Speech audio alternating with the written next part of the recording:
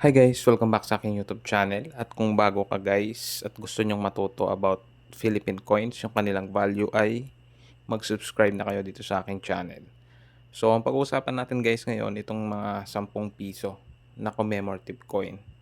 Marahil sa inyo guys, nakakita na kayo ng mga ganito, pero coin lang, no? Ito kasing mga hawak ko guys, ito yung mga blister pack na tinatawag. Kumbaga meron siyang packaging na kasama. But yung coin is same lang itsura, but kung papansin niyo yung kumbaga pagkagawa is medyo mas maganda or parang proof na coin. Ngayon guys, itong mga coin na ito kasi, especially yung mga hindi naka-blister pack is nagsi-circulate yan. Ibig sabihin po ng nagsi-circulate is in public po siya. Kumbaga ginagamit nating panggastos, panukli, pambili po ng mga iba't ibang bagay or mga pangangailangan natin. Ngayon, ito namang mga naka-blister pack po, ito po yung mga for collection purposes. So, meron siyang mga ganyang packaging. Kung i-check nyo guys, iba yung itsura ng coin or yung parang condition ng coin compared dun sa mga nagsi-circulate. Kasi nga, ito yung mga uncirculated coins. And itong mga ganito guys, nabibili siya before sa BSP online store.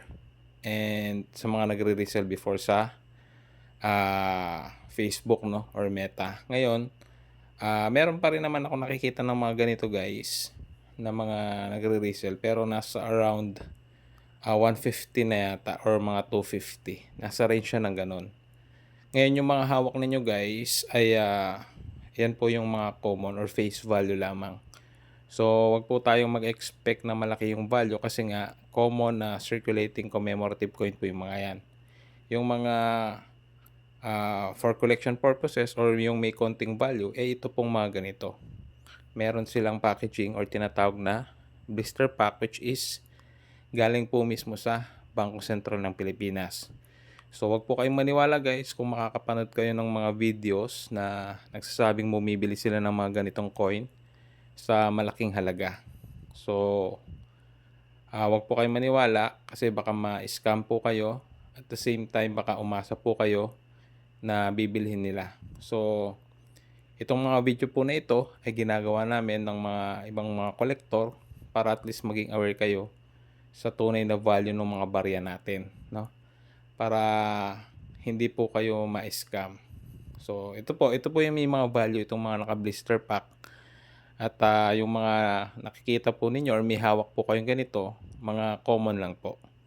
And di po natin alam sa mga susunod na panahon, pagka kumunti po yung supply ng mga ganyan or nagsi-circulate, possible po na medyo tumaas ng kaunti yung value. Pero as of now po kasi, itong mga ganitong coins, ang may value lang talaga is itong mga naka-blister pack. And hindi rin po ganun kataas. So, nire-resell lang po ito ng around 150 to 250. Mga ganyan po yung kanyang range. And hindi na rin ito available guys sa BSP online store. May mga ilang naka-blister pack na lang kasi matagal na rin ni-release ito guys, no? Nasa 2013, 14 tsaka 15 yata itong mga coins po na ito. So, sa BSP wala na po ito.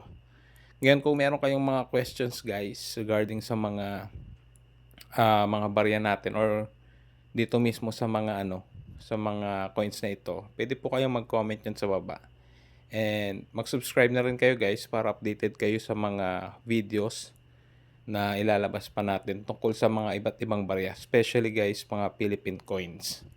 Kasi yun din naman po yung mga collection ko at inaaral ko po para makapagbigay po sa inyo ng tamang information sa mga ganitong barya.